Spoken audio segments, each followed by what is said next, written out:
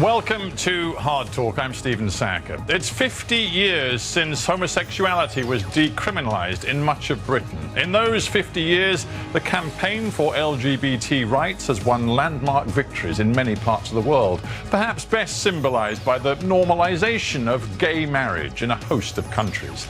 My guest today is the American filmmaker and screenwriter Dustin Black, who won an Oscar for the film Milk and has just completed a major series on the struggle for gay rights. Has the time come to declare a famous victory?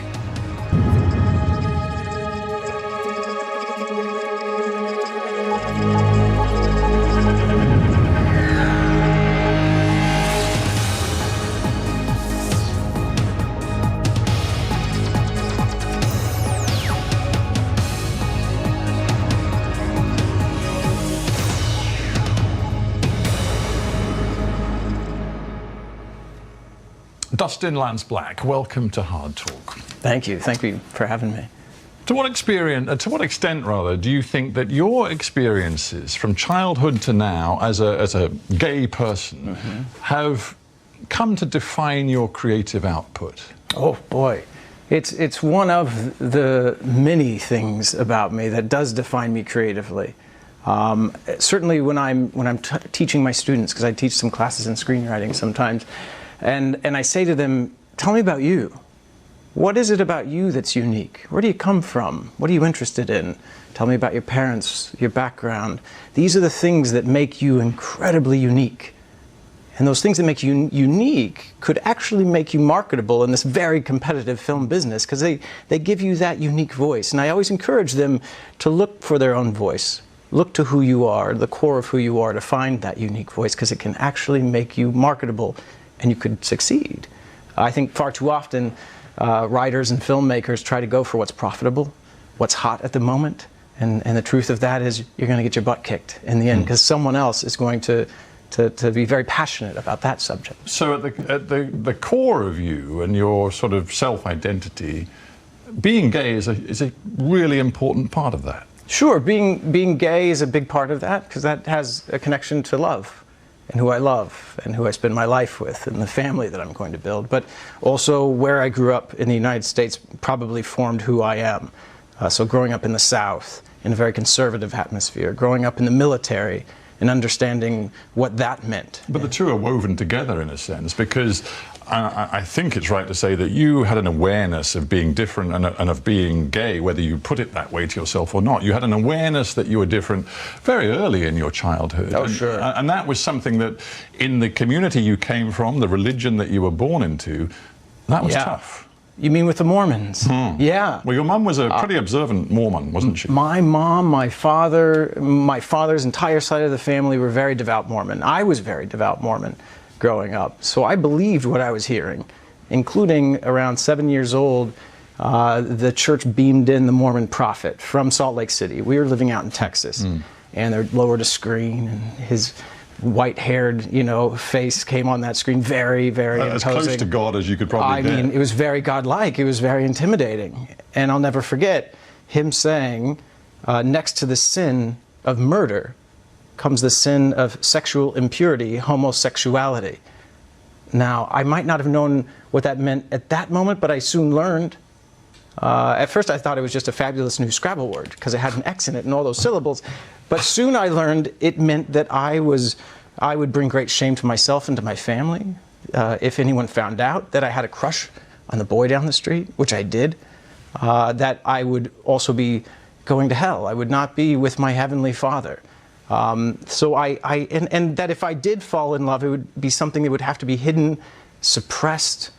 Imagine. That's an enormous darkness to take right through childhood, through adolescence, and into early adulthood, without being able to discuss it, really, with anybody. Yeah, there's no one to discuss it with, because you'd be in trouble with anyone you discussed it with. If I discussed it in the military, you couldn't even be openly gay in the military at the time. You'd be kicked out. If I discussed it with anyone in our society, which was very conservative of it at the time, I would be in great trouble. In some places, it was still a crime. You'd sort of be expelled. I would certainly be expelled from the things that create community where I'm from. So from my church and from my neighborhood and from my school, I would be a pariah. And that creates isolation, and that isolation makes young, talented LGBTQ people fade and stop trying to excel, stop trying to stick out in positive ways.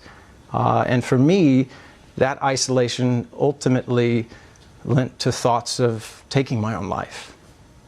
Because you tell a young person that when they first feel love, that's not going to lead to things like dates and the prom or marriage, but that it could lead to prison or electroshock therapy and certainly disownment from your church and your home. You start to wonder, what is the purpose of living? You took the decision, you came out to your mother. It must have been very difficult, but I think when you were 21. Yeah, I was 21 years old. I didn't mean to come out. We were in the military. We were living in Washington, D.C. now, and I was just home for Christmas. And we just would sit up and talk all night long. And you have to understand, my mom had been paralyzed from a young age, so she was very different too. But she remained very, very conservative. And at a certain point, I just wasn't giving anything to the conversation. I wasn't speaking. So she filled in all the blanks, and she was very mad about this thing called Don't Ask, Don't Tell, which was a law at the time that as long as no one found out you were gay or lesbian in the military, as long as you didn't say you were gay. As long as you kept it quiet, which was basically saying stay in the closet, who you are and what you are is shameful, and it not only hurt the people in the military but their kids. My mom didn't see it that way. She was angry because it let gay or lesbian people in any form. These people she had been taught were next to murderers in terms of sin. These people who were wrong and sick and broken, and she just kept going on and on about it. And I came out because at a certain point, even though I was literally praying not to, I could feel the warmth of my tears hit my cheeks. And a good Southern mom can read those tears. She said she knew when I started to cry. I'll get teary just thinking back to that moment, because I didn't want to come out. I wasn't ready to come out. And in fact, that coming out experience, her reaction to it, I'll never forget. She just got very, very quiet, her heart breaking, knowing her son would face some challenges she didn't want him to. And she just said, why? Why would you choose this? Because that's what her thought was. And I'll never forget pointing to her braces and her crutches, because she was paralyzed from polio, on the bed. And I said, Mom, why did you choose those? And she didn't have an answer for that. That was the beginning of our conversation. And it was a conversation that would go on for quite some time. It was not easy. She did not immediately accept me. But there was a lot of unlearning that had to be done. A lot of that unlearning happened when she met my gay and lesbian friends, when she came to my graduation from UCLA's film school. And she started to hear the stories of actual gay and lesbian young people. And they didn't match up to what she'd heard from that Mormon prophet or from the military or from the state at the time. Those personal stories, not political stories, not stories about the Constitution or science, but those personal stories from these young people and myself eventually erased the generations of homophobia she'd learned from the church and from the state. And it was gone. And I'll never forget, after a night near my graduation when she'd spent an entire evening with my gay friends, that she finally held me and hugged me. And in those tears, I knew that the lies and the myths and distortions about being gay were gone. Because that was love. That was love, and that was loving me for who I am and understanding there was not a flaw in that. There was not fault in that. You've just said something that I think is really important. As I've looked at your career, researching, meeting you, your faith in storytelling and the degree to which it can make a difference to the way people see and think. Because I want to take you forward now. You said you went to UCLA Film School, and after that you developed a very successful career writing, screenwriting. And I think by the time you were sort of 30, 31, you had this extraordinary success. You became preoccupied with telling the story of one man, Harvey Milk, who was the first publicly gay elected official in any US city, in San Francisco. Right. What was it about the Milk story that you believed could change hearts and minds?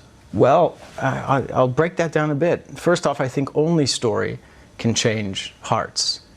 And I think only hearts can change minds. That's how I see it. So you want to change this, don't start here. I think that's a mistake we see on TV programs and news programs all day and night.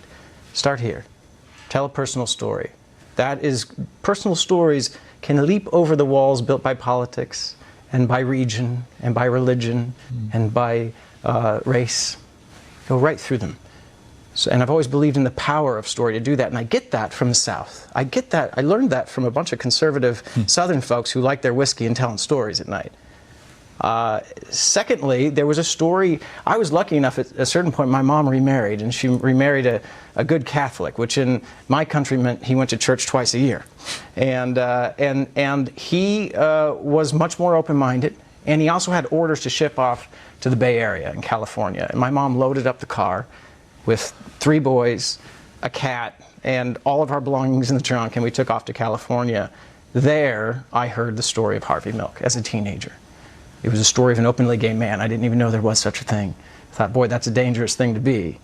But that's not how his story progressed. His story was that, yes, like you said, he won election. He was winning at the ballot box. Let me stop you there, because Sean Penn gives this amazing performance as Harvey Milk. We've got a little clip of it just to give people a sense of what it was like in the 70s when Harvey Milk was making his name. Let's have a look.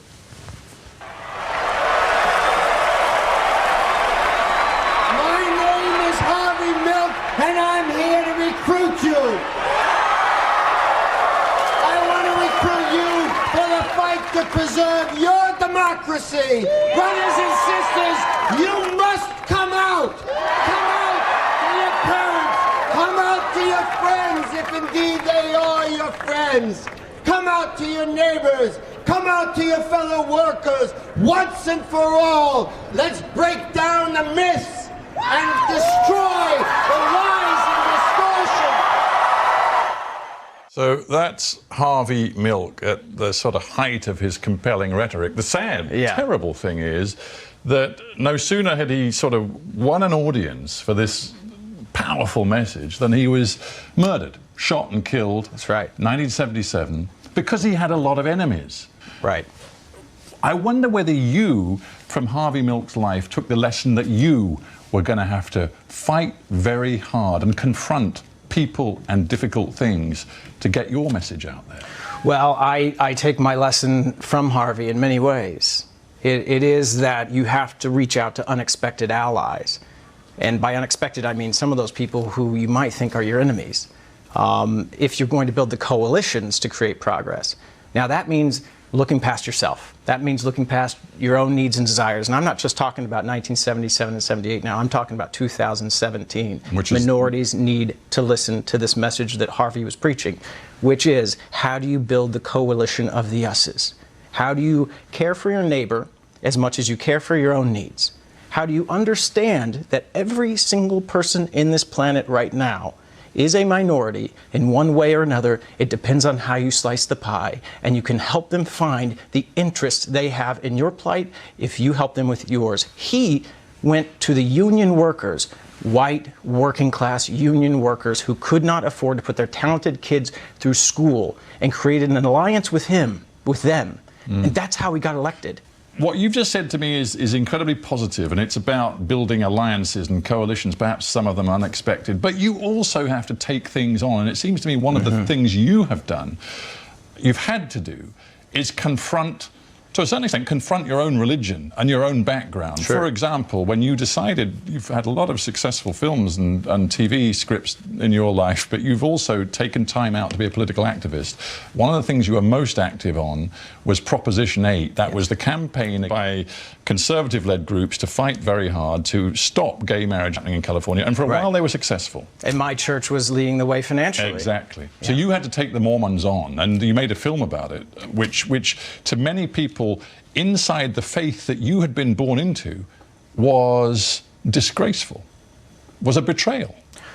I would imagine it was also a revelation to some of them, an eye-opening to many of them. And Reed Cowan, the director of that documentary, called me up and said, would you take part in this? Would you help create this documentary that holds the church accountable for the money they're pouring into the anti-marriage cause? I was a bit nervous, and I did call my mom, and she said, oh boy, oh, here you go again. And I said, yeah, here I go again. But Mom, we're just looking to tell the truth. And I don't know what kind of trouble we can get in if we're just telling the truth. And this was just following the money. That's all we did. And the surprising thing that happened on the other side of that wasn't attack from the Mormon Church, and I give them credit for this. They gave me a phone call. and said, would you come down, Brother Black, and speak with us in Salt Lake City? We'd like to meet with you. And learning from the lessons of having come out to my mom and the importance of keeping those channels of communication open, I said yes. And I went to the Mormon church with a few other folks and met with them, and they invited me to the Mormon Tabernacle Christmas Spectacular, which, if you know the Mormon church, it's like the Oscars of Mormondom. It's the biggest night of the year, and it is fabulous, the show that they put on. And we, a group of us, took not just ourselves, but some gay and lesbian families and their kids. And what became very evident to the leadership of the church who were with us was that those lesbians and their kids, they were having just as much trouble keeping those kids quiet as the straight couples. You know, the challenges weren't so different. And I'll never forget the white-haired man, one of the leaders of the public relations department of the church, took my hand on the walk out of there. It means a lot to me. And he said, Brother Black, do you want to have a family one day? And I said, yes, I do, of course. I grew up Mormon. I want like 12 or 20 kids. Like, you can take the kid out of the church, but come on. And he just got tearful. He got teary-eyed. And he said, I didn't realize that. And what became clear in the subsequent conversation was that he thought our mission to win marriage was about deinstitutionalization, about breaking down this institution that the Mormon church holds dear. And what they learned in those days and weeks was that, no, we want our families protected and respected, our kids protected in the same way as straight families' kids. And that's really the bottom line. That is very interesting. You are talking, although you are now an acclaimed and very well-known campaigner and activist for LGBT rights, you are sounding, in some ways, like a dyed-in-the-wool conservative, particularly when you talk about what marriage means to you.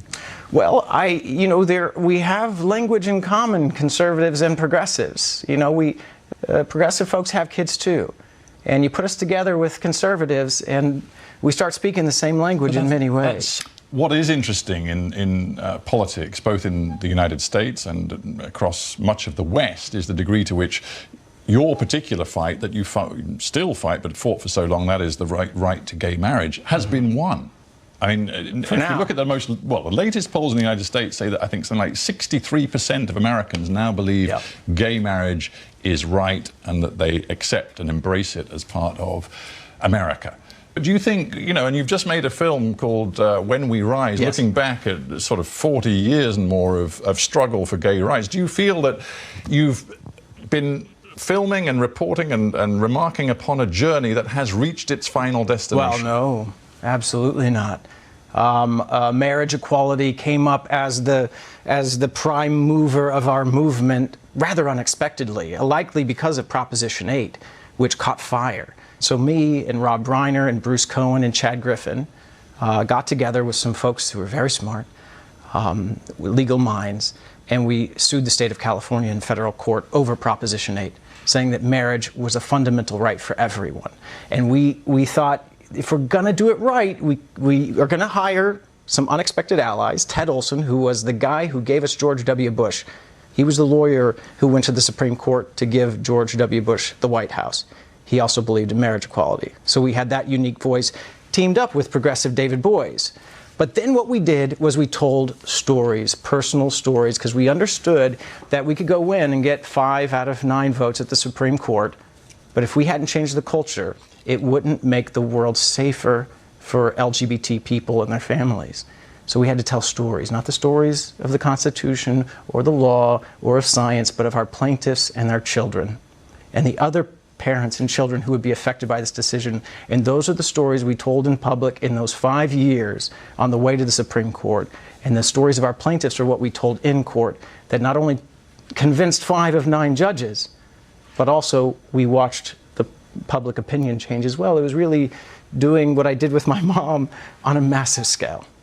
Getting back to this point, though, about whether you've reached a destination, that sense of achievement, how deep it runs, Donald Trump is now in the White House. And I just wonder whether what happened in November 2016... I can barely hear you say those words. It is tough to believe. You have to confront those words. And I just wonder whether you believe that the election of Donald Trump, and, you know, there are certain things that have already happened. For example, he's rolled back the federal government's previous decision that it would allow transgender kids in public schools to choose which bathroom they wanted to use. That's been rolled back The most vulnerable. already. He's going after the most vulnerable. It's disgusting.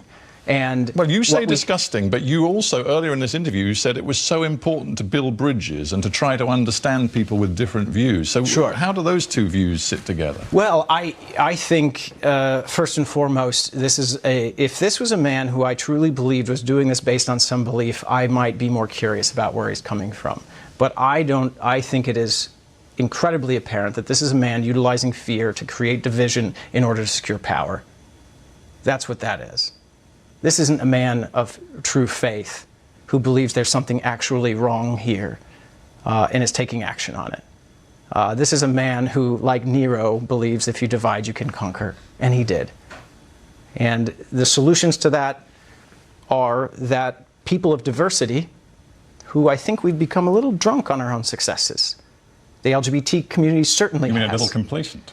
Well, I also think that it's not just complacency, it's that we're only fighting for our own causes. I remember walking up the steps of that Supreme Court worrying that we were so proud of ourselves and all the progress we had made that we had lost sight of how we got there. That we'd gotten there based on coalitions of the us's. That any minority on their own is incredibly vulnerable. And you would hear the chants in our marches saying gay, straight, black, white, same struggle, same fight. But I didn't see a whole lot of LGBTQ people showing up visibly for the Black Lives Matter rallies. And that was dangerous. That means we were losing that coalition of the us's that got Harvey Milk elected and that had gotten us so far to where we are today. And from the passion I'm hearing in your voice and the determination you clearly have to keep fighting, I'm wondering whether you're still going to have to put the filmmaking on hold to continue this political fight. Well, you know, I'm doing some filmmaking that addresses the fight, which is When We Rise was built as a reminder and a warning, saying if we lose sight of our brothers and sisters in other social justice movements, we are very, very vulnerable. It's why it's called When We Rise, not When LGBTQ Rises. The characters in the show come from the women's movement, the black civil rights movement, and this thing called the peace movement back in the late 60s, 70s that we seem to have completely forgotten about. And they are working for those causes as hard as they are working for this fledgling LGBTQ cause. I was writing that as a warning for us to get back to those coalitions so we couldn't be divided, so we could not be defeated, so the pendulum of progress would continue moving forward. And instead, we were divided, and we were conquered, and now it is a warning. And so I'm doing projects which show a path forward, that this is not unique to be in this position where the pendulum has swung so far back, where we face a backlash. It's a part of the process, but there's a way forward. And a final personal thought. You've talked a lot about what drives your filmmaking, drives your activism, but you also said earlier in this interview that you can't deny your Mormon roots and you want a big family. Yeah.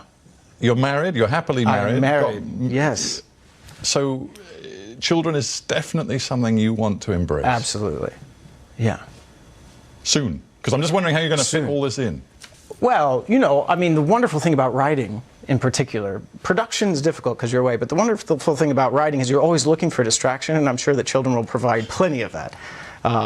But it's also a thing that you do for a few hours a day before that part of your brain is a bit exhausted, and you need to open your eyes to the world, and no better eyes to help open your own than kids. So I'm really looking forward to putting my attention into raising children, to be able to look through their eyes, to make those mistakes and try and correct them, to learn more and more and more. And you know, it's why I've been in this fight for so long. It's about, for me, it's about family. Dustin, Lance Black, we have to end there, but thank you for being on Hard Talk. Thank you so much.